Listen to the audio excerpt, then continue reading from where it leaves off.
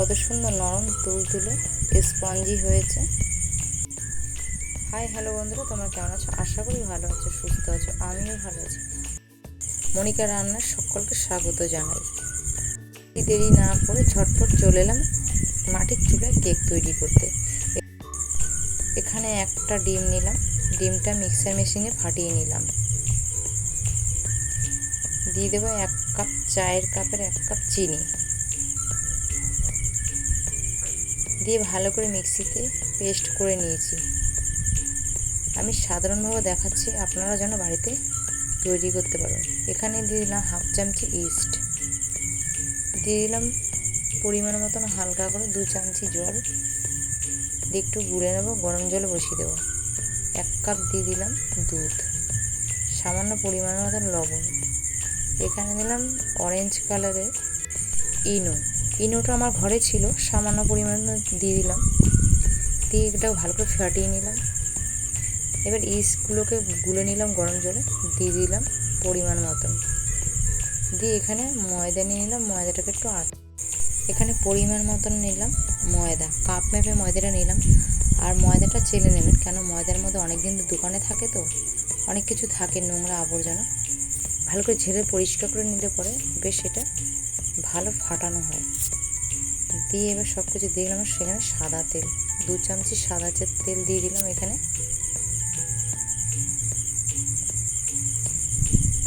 তেলটা দিলে কি হয়, ভালো ফাটানো হয়, মানে যাকে বলে ফেটা। দেখুন ঘন সুন্দর হয়ে এসেছে। এবার এখানে দিয়ে দিলাম একটু গন্ধরাজ লেবু, আমার বাড়িতে ছিল। এখানে আমার ভ্যানিলা এসেন্স ছিল না বলে আমি লেবু চোকলাটাকে একটু মেশিনে ঘষে দিলাম। লেবুর চোকলাটা একটু সুগন্ধ সেন্ট আসে।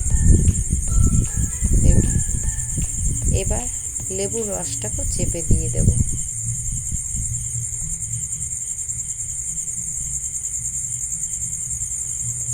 এবার এটাকে আবার একটু ফাটিয়ে নেব। এবার 2খানা সাদা কাগজ নিলাম, আপনাদের ঘরে যেমন কাগজ থাকবে তেমনই করে নেবেন, খবর কাগজ হলেও হবে। দিয়ে এর মধ্যে একটু সাদা তেল ছিটিয়ে নিলাম, তাহলে কেকটা এর উপর দিলে পরে লাগবে না। তেলটাকে ভালো করে মাখিয়ে নিলাম।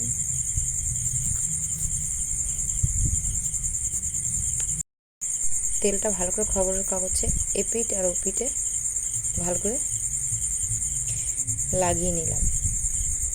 এবার হাঁড়িতে একটু দিয়ে দিলাম সাদা তেল। আমি হাঁড়িতেই বানাবো, ছোট্ট হাঁড়ি একটা ছিল আমাদের, দুধের হাঁড়ি। দেখুন হাঁড়িটা তাও একটু তেল মাখিয়ে নিলাম যাতে যেন না লাগে। দেখুন ঘুরিয়ে ঘুরিয়ে লাগিয়ে নিলাম। এবার কাগজগুলোকে ধীরে ধীরে হাঁড়ির মধ্যে বসিয়ে নেব।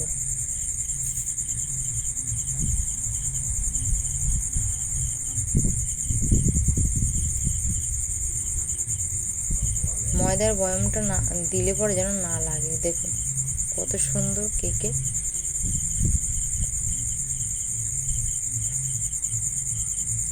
এখানে আমার কিছুক্ষণ আগের জন্য 5 মিনিট আগে আমি এখানে লাল বালি দিয়ে রেখেছিলাম। বালিটা গরম হয়ে গেছে।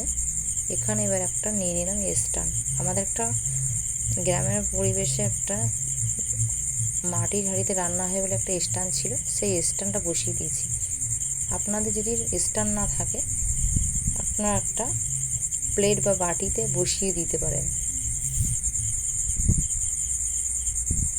এবার স্ট্যান্ডের উপর হাঁড়িটা বসিয়ে দিলাম, দিয়ে কুকারের মুখটা খুলে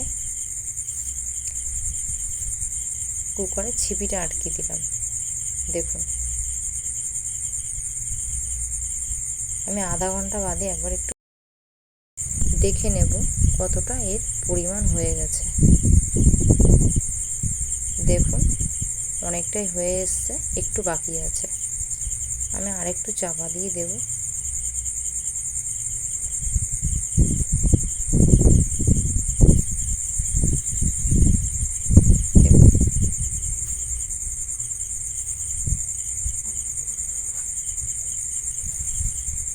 আমার গ্রামের পরিবেশে বাড়ি মধ্যেই গাছের কত সৌন্দর্য, সাইডে ক্ষেত জমি পুকুর সবই আছে।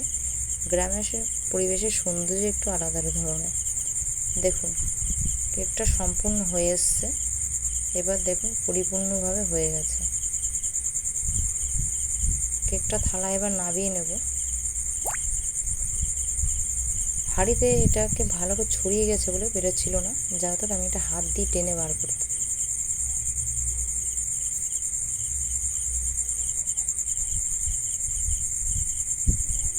এতটা পরিমাণে গরম যে আমি হাত দিয়েও বার করতে পারছিলাম না।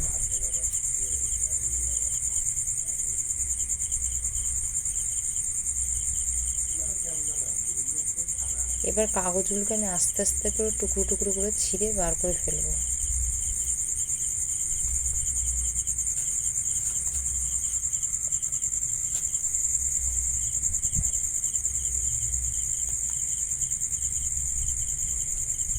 দেখুন কত সুন্দরভাবে কেকটা ফুলে গেছে।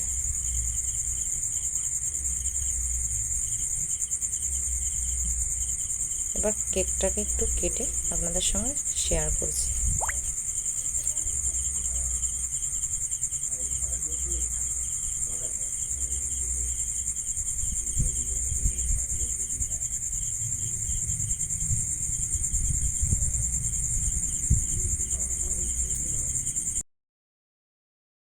কত সুন্দর নরম তুলতুলে কেক তৈরি হয়েছে।